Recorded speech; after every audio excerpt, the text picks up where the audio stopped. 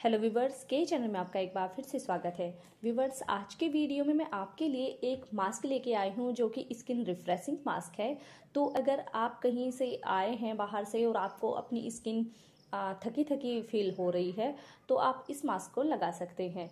इसको बनाने के लिए हमें चाहिए 1 table spoon oats, 1 table spoon Honey आप अच्छी क्वालिटी का ले, शुद्ध आपको मिले तो ज़्यादा अच्छा है।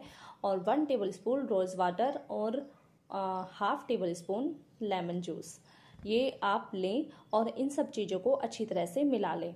और अगर आपकी स्किन सेंसिटिव है तो आप नींबू को स्किप भी कर सकते हैं। ये सारी चीज़ों को आप मिलाएं और अच्छी तरह से मिलाकर अपने साफ फेस पर 15-20 मिनट के लिए लगाकर छोड़ दें।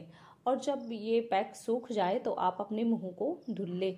ये मास्क आपको बहुत ही फ्रेश फील कराएगा, आपकी स्किन को सॉफ्ट और ग्लोइंग बनाएगा।